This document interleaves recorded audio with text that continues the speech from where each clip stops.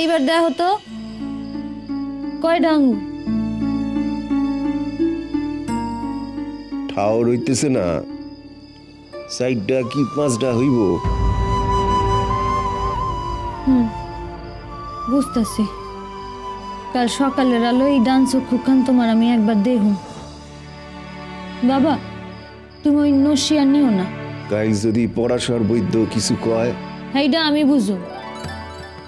আচ্ছা তুমি আমার একখান কথা কও দেখি, তুমি ডাক্তার রে সাইডা ওই বদ্যি দিয়া কেন চিকিৎসা করাইতাছ? কি করুম, ডিসপেন্সারি সাহেব ডাক্তার দেশে গেছে, এইটা অনসালায় কম্পাউন্ডার, কারে ডাকুম? তোমার কাদম্বিনী তো আসিল নাহি? তুমি আমারে একবার জানাইবা না বাবা? ডাক্তার হন আমার মাসের চক্ষু, এই কথাটা ঠিক, কিন্তু তোমার চক্ষুর টিক্কা তো এইটা বড় না বাবা। আর তোমার কাদম্বিনীও এত খারাপ ছাত্রী না যে হ্যাঁ কিছু করতে পারবো না। আমি আইতাম না, কিন্তু তোমারে তো কলকাতায় লইয়া যাইতে পারতাম।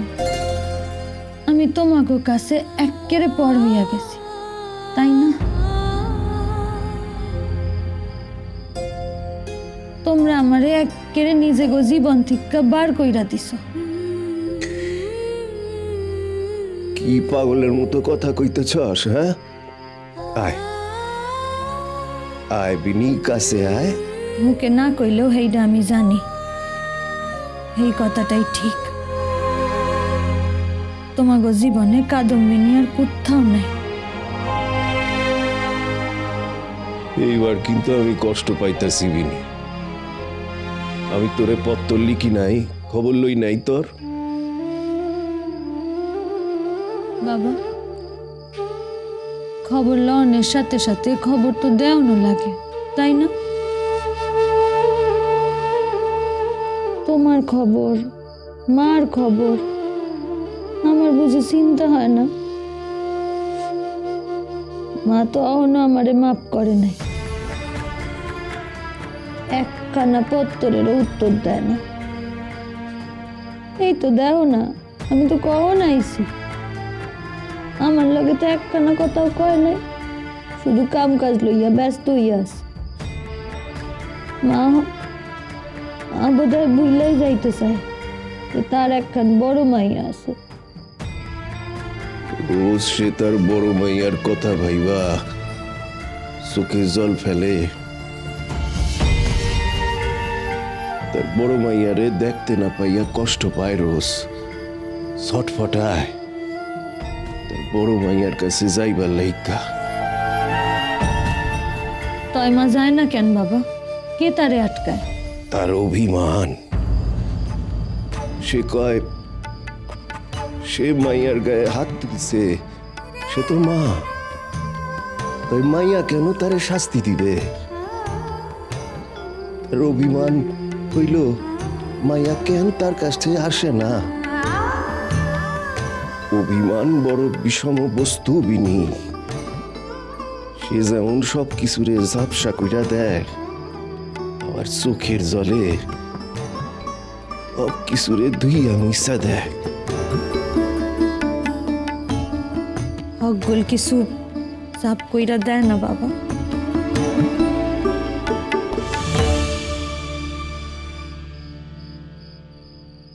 আপনি কি অহনে খাইয়া লইবেন নাই জামাইয়ের লগে? বাবা তুমি রাত কইরো না, খাইয়া শুইয়া পড়ো। ডাক্তারের ডাক্তারি শুনছো বড় বউ? দেও দাও, তাড়াতাড়ি খাইতে দাও। বড় ডাক্তার আমার, এর কথা না শুনলে কপালে অশেষ দুঃখ আছে। আচ্ছা বড় বউ জামাই কোথায়? দ্বিজু নরনের লগে কথা কইতাছে।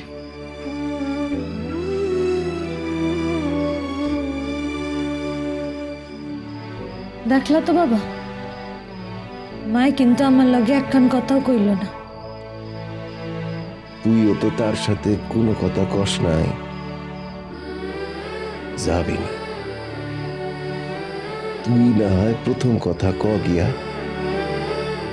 যা।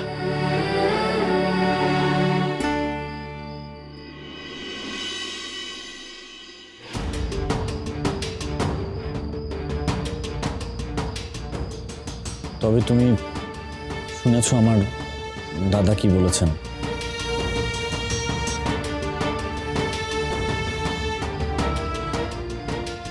ছোট মা আমাকে বলেছে। আর সেসব শুনে নিশ্চয়ই তোমার খুব খারাপ লেগেছে।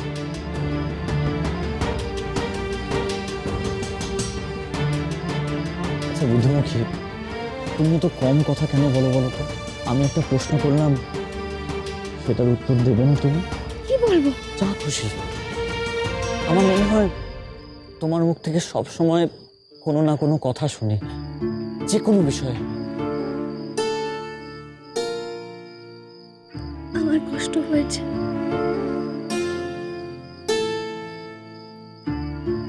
আমার জন্য আপনাকে এইভাবে, আমার নিজেকে বড় অপরাধী লাগছে। বুদ্ধিমুখী, এরকম বলে না লক্ষ্মীটি। এসবের জন্য তুমি নিজেকে অপরাধী মনে করো না। আজ তোমার হাত ধরে আমি এক নতুন জীবন শুরু করতে চলেছি। তুমি আমার হাত ধরে এক নতুন জীবনে শুরু করবে। আমাদের এই নতুন জীবনের মাঝে কোনো অপরাধ আসতেই পারে না, কখনো না। আমাদের এই নতুন জীবন আমরা ভালোবাসা দিয়ে গড়ে তুলব।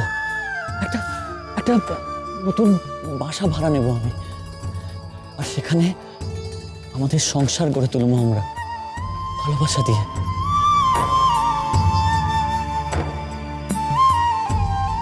তুমি নিজের মতো করে সেই সংসারকে গুছিয়ে নিও, সাজিয়ে নিও।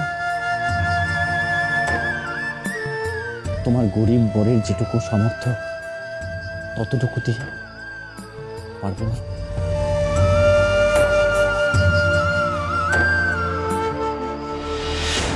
কাল আমাকে দেখতে আসবে,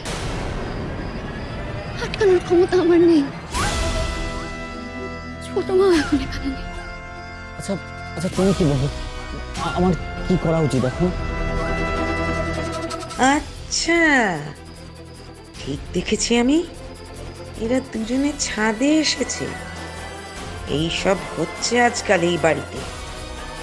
এই মেয়ের নাকি আবার বিয়ে ঠিক হচ্ছে।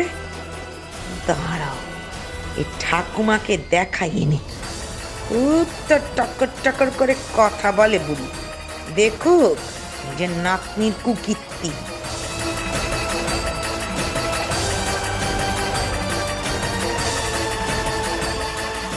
বুদ্ধিমুখী, আমাদেরকে একটা না একটা উপায় খুঁজে বার করতেই হবে। কিন্তু কি করবো আমরা? আচ্ছা আচ্ছা, ধরো ধরো যদি কাল তোমার কোনো ভারী শরীর খারাপ করে, আচ্ছা আচ্ছা, মাথা ব্যথা হতে পারে না? মানে মনে করো তুমি বিছানা থেকে মাথা তুলতেই পারলে না, তাহলে তো ওরা তোমাকে দেখবে কি করে? হ্যাঁ, অথবা মনে করো তুমি হাঁটতেই পারবে না, এরকম। উপায় নেই উপেন বাবু, কোনো উপায় নেই। আমি আমার ঠাকুমাকে যতটা বুঝেছি, কাল আমাকে ওখানে গিয়ে তাদের সামনে। তাহলে যে তোমার খুব কষ্ট হবে বুদ্ধিমুখী। কষ্ট আমার এখনো হচ্ছে। আমার কষ্ট সেদিন কমবে যেদিন আমি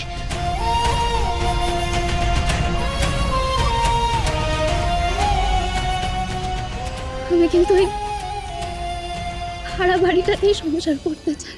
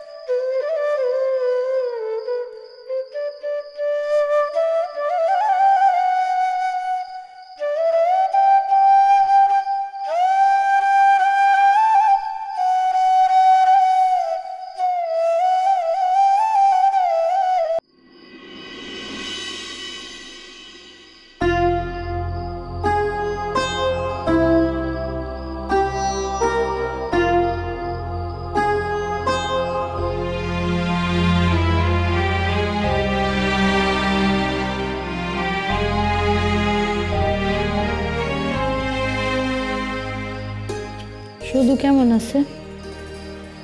ভালাই আছে, এখানে আসে তো প্রায় রোজই।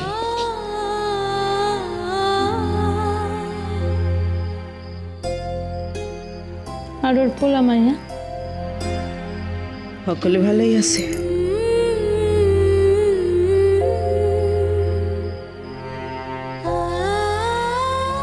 কইতাছি কি, নরেন আর দিজু তো পালা কইরা বাবার লগে শোয়, তো আজ ওকে কইয়া দিছি ওকে দুইজনেই বাবার লগে শুইব।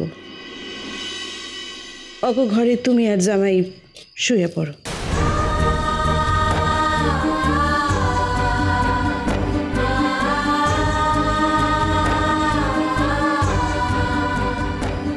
আরে কি কি হইল? ক্ষুধা নাই আমার।